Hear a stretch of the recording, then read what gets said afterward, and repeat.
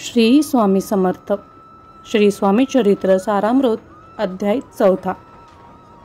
जो कोणीही व्यक्ती श्री स्वामी समर्थ महाराजांचे नामस्मरण, श्रवण, कीर्तन, भक्ती व पूजन करतो तो खरोखरच भाग्यवंत आहे। आपली मागील जन्माची काहीतरी पुण्याई असेल म्हणूनच आपल्याला या जन्मामध्ये स्वामींचे नाम घेण्याची, त्यांची सेवा करण्याची संधी आपल्याला मिळत असते। ज्या लोकांनी आपल्या पूर्वजन्मात काही अलौकिक कार्य केलं असेल व ज्यांच्या पदरात ते पुण्य जमा असेल त्यांच्याच पदरी महाराजांची भक्ती मिळते। त्यामुळे दररोज किंवा जी वेळ मिळेल तेव्हा फक्त स्वामी महाराजांचे नामस्मरण केले तरी सर्व गृहस्थाश्रमाचे आपले कार्य पूर्ण होते आणि आपण जन्ममृत्यूच्या फेऱ्यातून मुक्त होऊन मोक्षपदी पोहोचतो।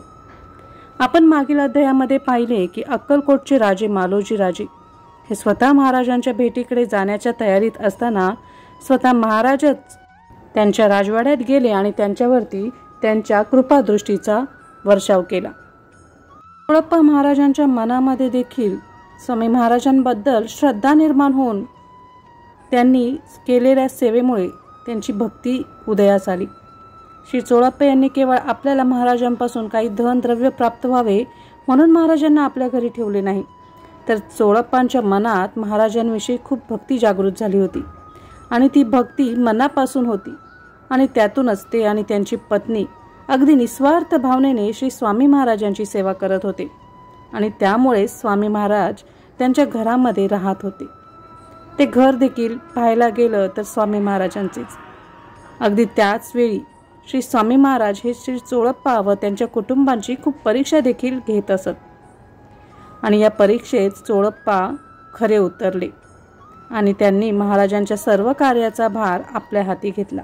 त्याच काळामध्ये स्वामी महाराजांची खूप प्रसिद्धी होऊ लागली। त्यांच्या लीला ऐकून, त्यांचे चमत्कार ऐकून दूर दूरचे लोक अक्कलकोट येथे येऊ लागले पण महाराज व येणाऱ्या सणवारवर कृपादृष्टी बरसू लागले। अनेक लोकांच्या मनोकामना पूर्ण होऊ लागल्या तर कित्येकांचे रोग बरे होऊ लागले। मनामध्ये जी इच्छा घेऊन लोक त्यांच्या दर्शनाला मनोभावे येत होते त्या इच्छा त्यांच्या पूर्ण होऊ लागल्या। तर काही समाजामध्ये काही निंदक आणि कुटील प्रवृत्तीची लोक देखील होते, त्यांनाही महाराजांच्या अलौकिक शक्तीबद्दल मनात हेवा वाटू लागला। अशाच एका प्रसंगाची स्वामी महाराजांची लीला या अध्यायामध्ये सांगण्यात आली आहे। एकदा 2 संन्यासी अक्कलकोटला स्वामी महाराजांची परीक्षा घेण्यासाठी आलते। स्वामी महाराजांनी आपल्या अंतर्मनाने त्यांचा कुटील डाव ओळखला। एके दिवशी स्वामी महाराज कोण एका भक्ताच्या घरी गेले तेव्हा तेथे अनेक भक्त त्यांच्या दर्शनासाठी आले होते आणि पूजेसाठी अनेक फळ, इतर वस्तू देखील घेऊन आले होते। तेव्हा स्वामी महाराजांबरोबर ते 2 कुटील कपटी संन्यासी दोघे होते। महाराज त्या भेटवस्तू आणि फळे त्या संन्याशांच्या समोर सरकून ठेवायचे पण त्यांची हिंमत त्या वस्तूंना हात लावण्याची होत नव्हती। असा बराच काळ लोटल्यानंतर जेव्हा संध्या झाली तेव्हा तेथील भक्त मंडळी स्वामी महाराजांचे दर्शन घेऊन आपापल्या गावी निघून गेले। त्यावेळी त्या भेटवस्तूंचा ढीग तेथील सेवेकरी आपल्या ठिकाणी घेऊन गेले व त्या संन्याशांना त्यातील एकही वस्तू मिळाली नाही। स्वामी महाराजांनी त्या वस्तूंना हात तर लावला नाही परंतु त्या संन्याशांना देखील त्या वस्तू घेता आल्या नाही। एकही वस्तू मिळाली नाही म्हणून त्यांचा चेहरा हिरमुसला आणि त्यांचा नकली भाव सर्वांच्या समोर आला। त्यांचे जे नकली वागणे होते ते सर्वांना समजले। श्री स्वामी महाराज त्या दिवशी दिवसभर उपाशी राहिले आणि त्यामुळे त्या संन्याशांना पण काहीच खायला मिळाले नाही, त्यामुळे ते देखील दिवसभर उपवाशी राहिले। कारण सूर्यास्तानंतर संन्याशाला भोजन करणे नियमाविरुद्ध आहे।